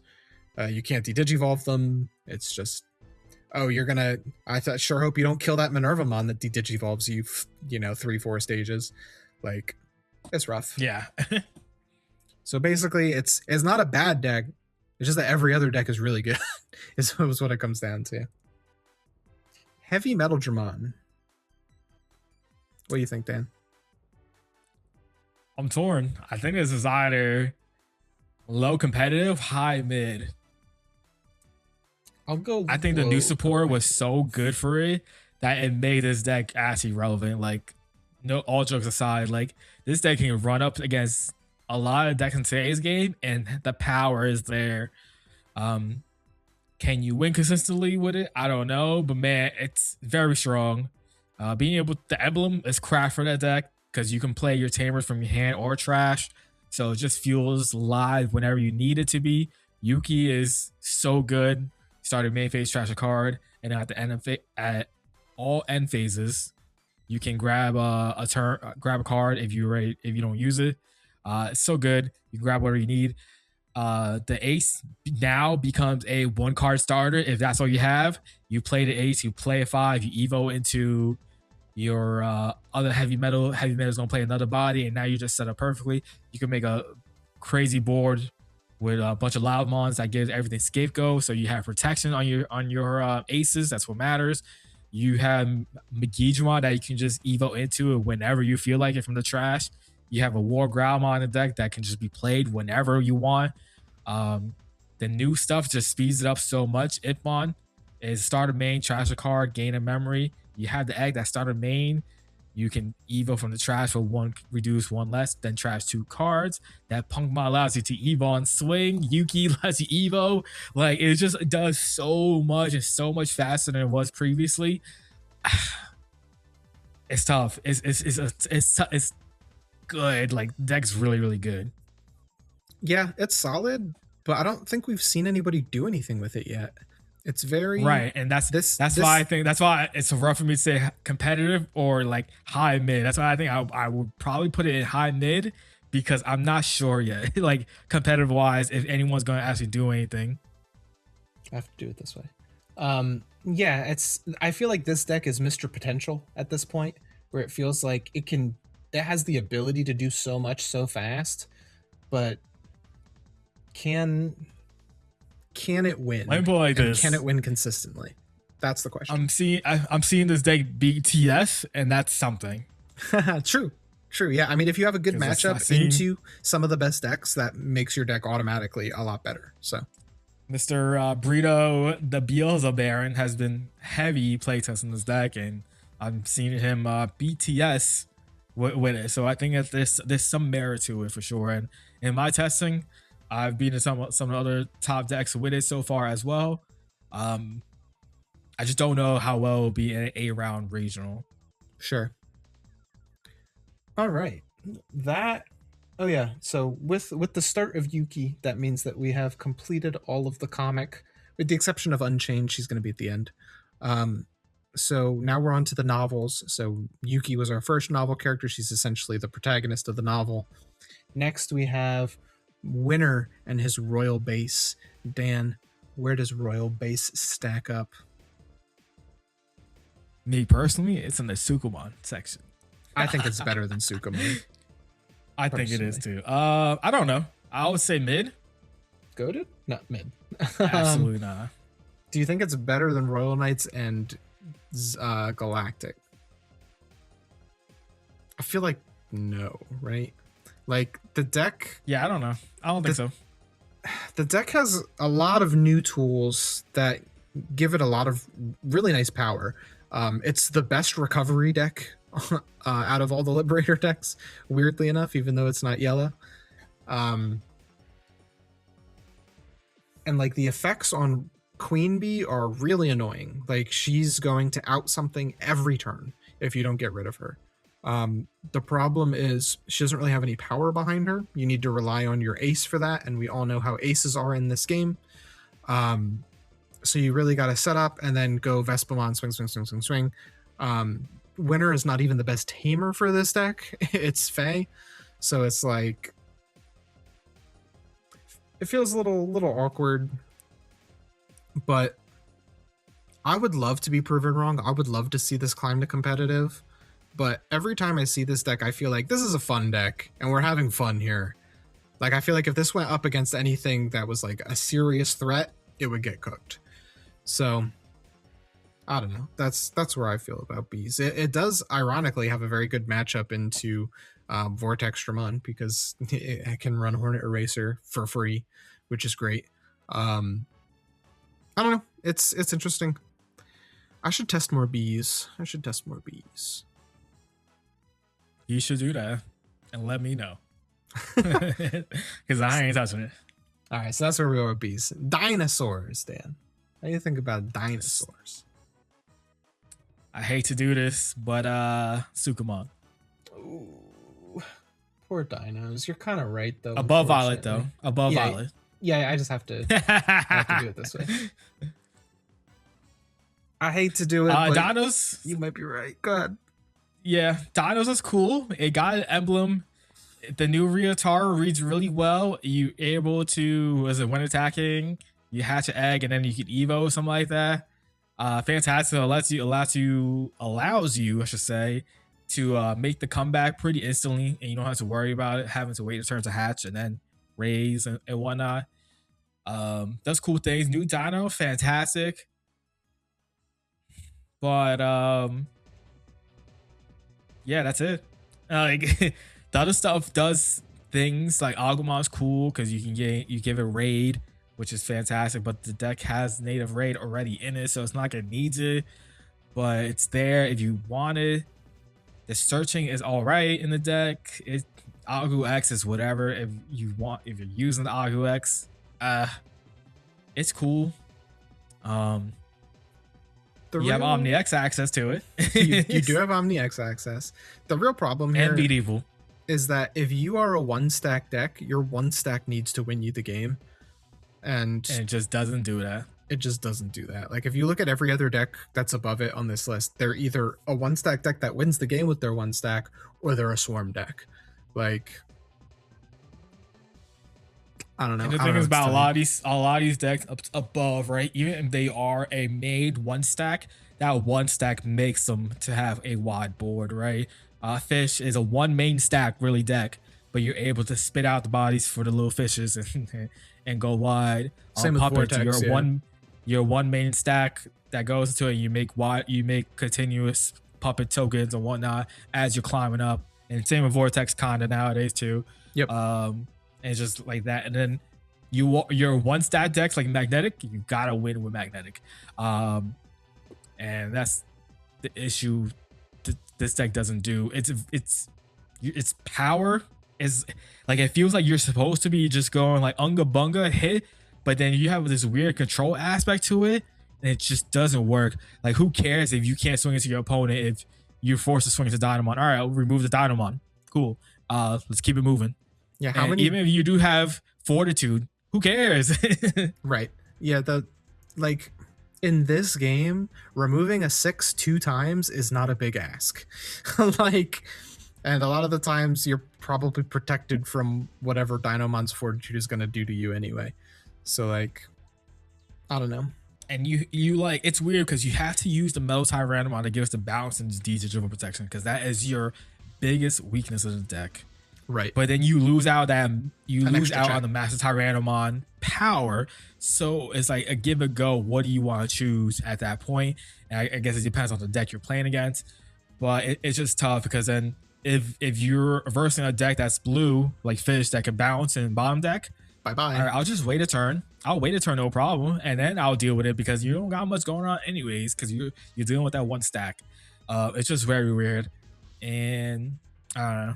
It is the biggest issue Dynamon has. It should have had a 7.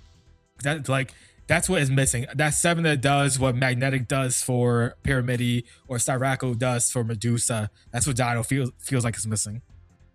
Well, none of the novel guys have a 7 unless you count No, unfortunately. Unchained. So, or my girl Reina, she got a 7. I guess all three of them do. Yeah. Soda Chitosa, yeah. Yeah, Chitosa Same and with Dixon. Yeah. the other one, yeah. All right, let's move on to the Ice Mommy. She's pretty bad, huh? I think she's Sukumon too, right? I think so.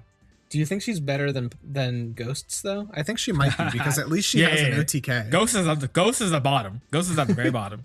Poor Violet. Is she better than Dinos? I honestly don't know. I honestly don't know either. The new Scottymon is a really annoying tool. I played directly into it because I'm like, I don't think this card does anything. I'm just gonna raise and play the game on the sim. And then it was like, oh, by the way, you're suspended and you can't do anything. And I was like, oh, okay, never mind. I guess my game is over. But I don't know. I would like to see somebody do something with the Ice Queen. I know that there is an OTK from 5 line there. That's what it's going for. You have an OTK line, and that's something. Here's the thing, though. I think Control Scottymon is not the worst thing in the world. I'll give it a go once I get my hands on at least one more Frozen Crown emblem.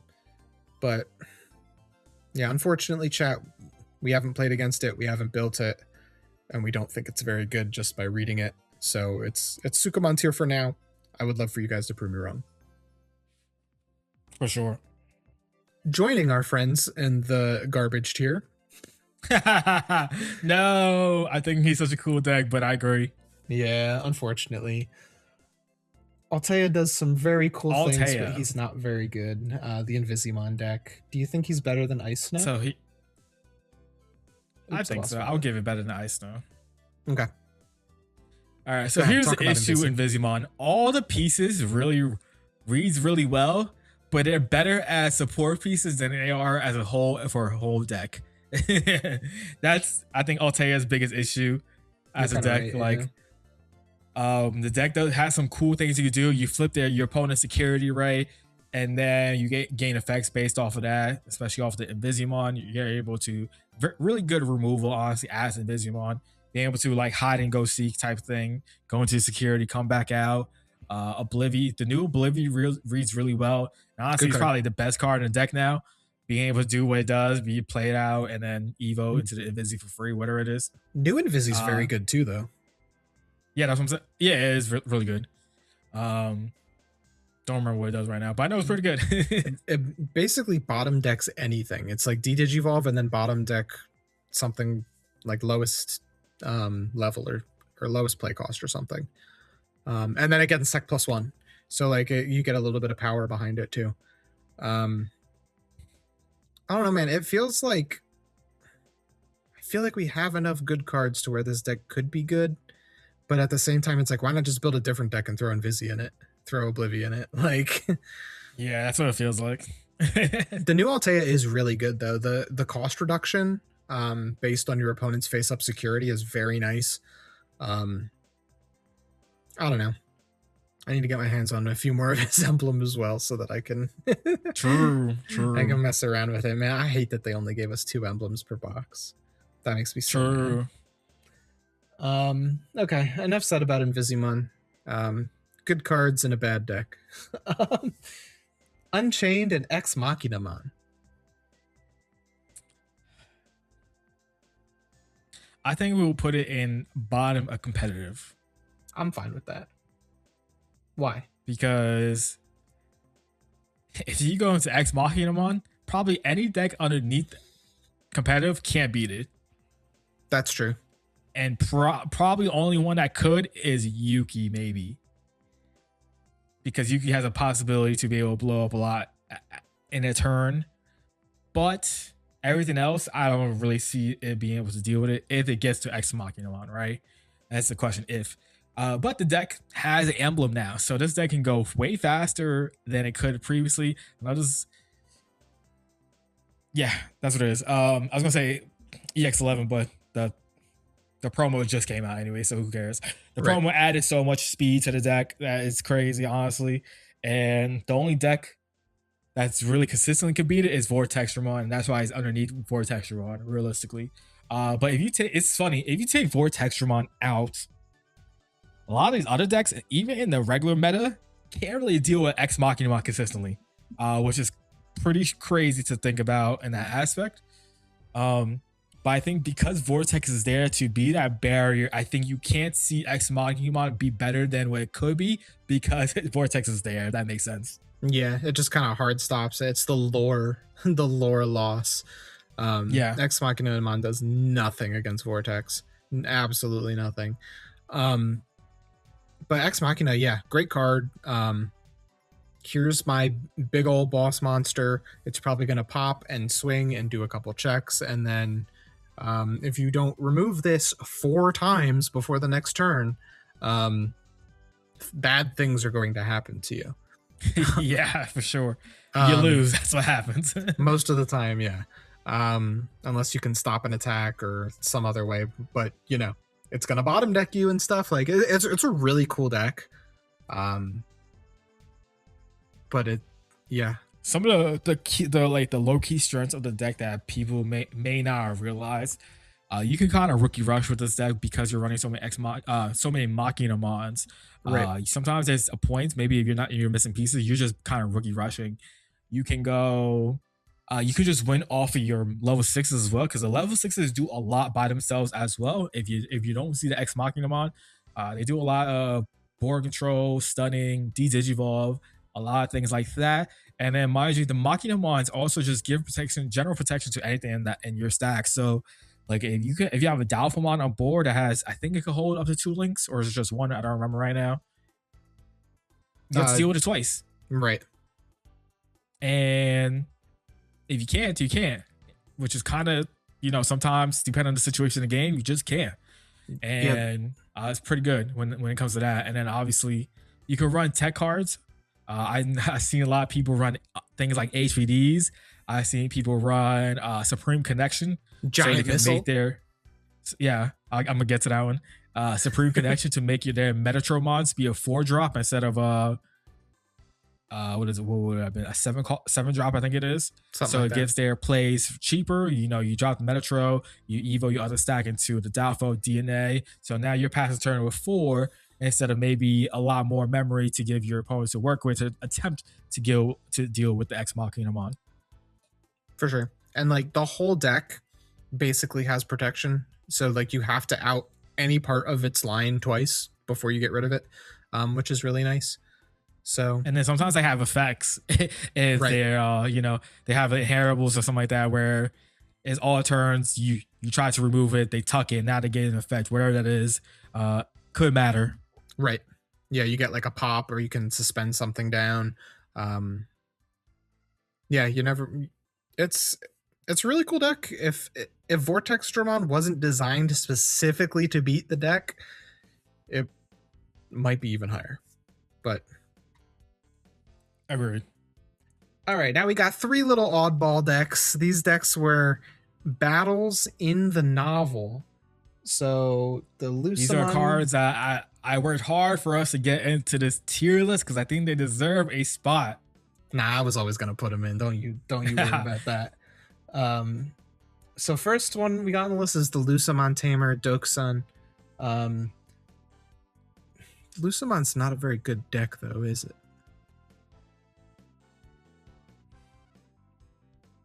Here's the problem.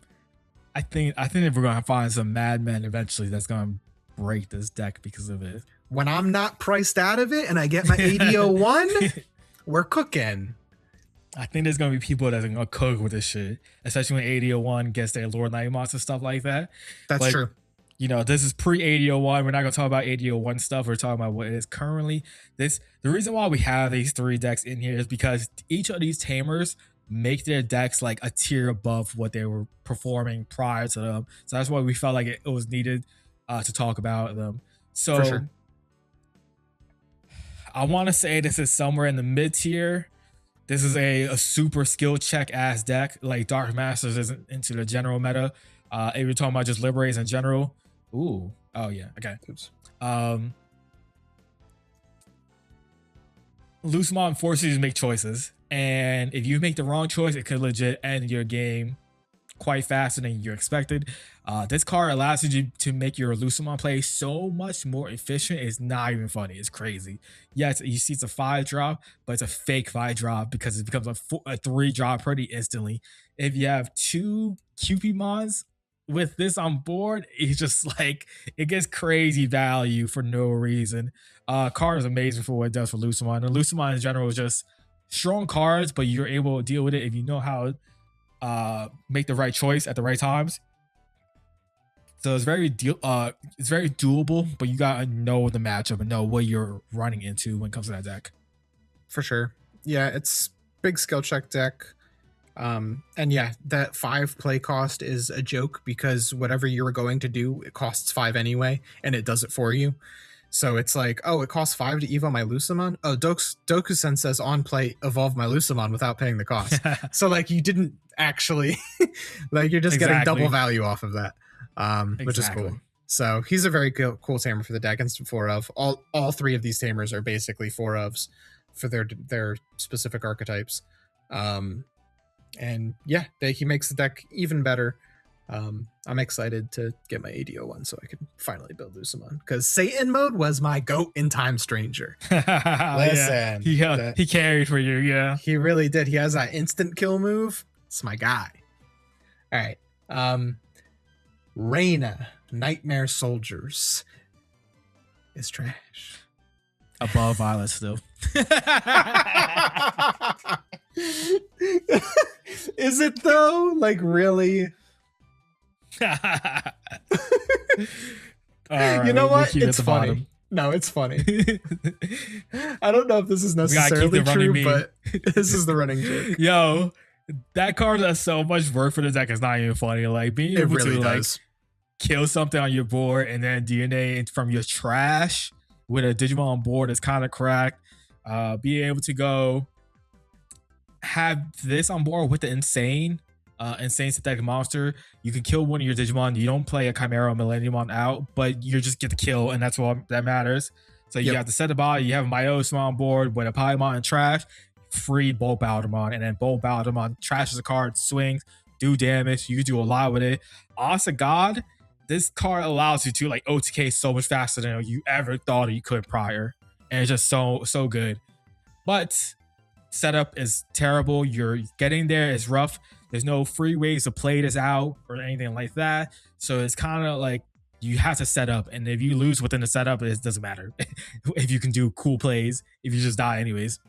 Yep, exactly. That's the big problem. And bottom deck.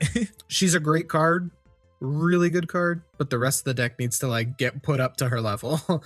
Like that's where we're at.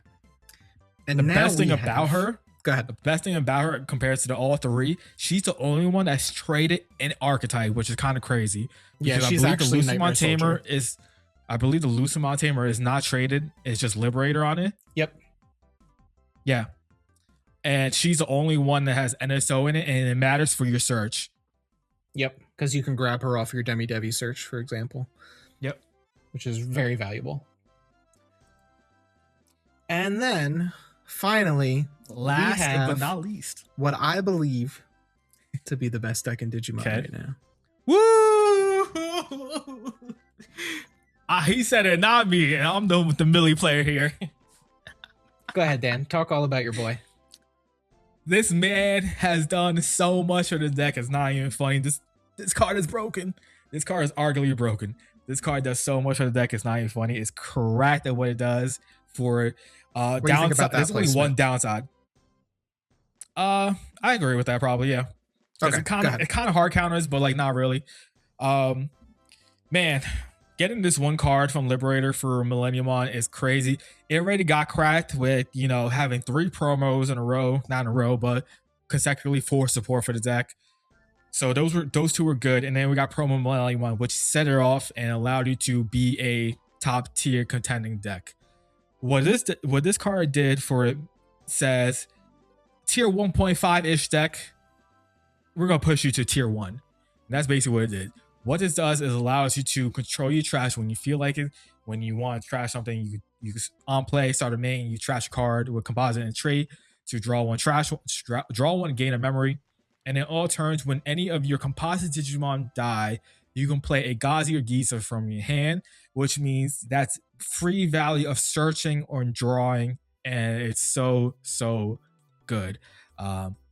Just like all of them, if they get hit out of security and your opponent's at 0, it's a pass turns, it's a turn skip almost. Yep.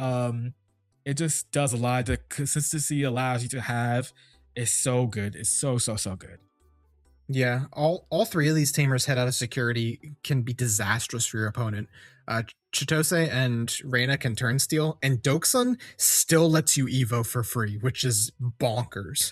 Yo, if you have a Lucamon chilling on board, like, oh, by the way, this is Satan mode now. Oh, by the way, this is like, oh, okay. But yeah, these three tamers, so good. The thing with Chitose too is the way that like effects are layered in Digimon means, oh, I'm gonna play. Obviously, Promo Millenniumon is the star of the show here, right? Sure him is. combined with the BT19, right? Millenniumon. But the way that effects are layered is you can go, all right, play Promo Millenniumon, kill myself, but I don't have Millie in hand. Good thing I got these Chitoses on field that will let me play my 3s first and find one, and then I can resolve Millenniumon's effect now that I've finally dug one out. So yeah, bottom deck 3 cards, play out like Machine, Chimera kill the Machine on delete, DNA, and then boom, because you got the Millenniumon that you found. Yep, all thanks to Chitose.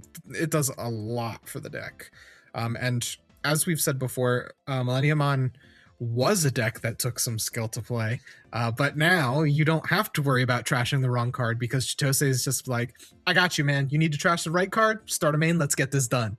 Like, it was really cool to see him in the Liberator comic too. Like, he actually has like a role in the last chapter, which was very at the cool. very end, working for Yao.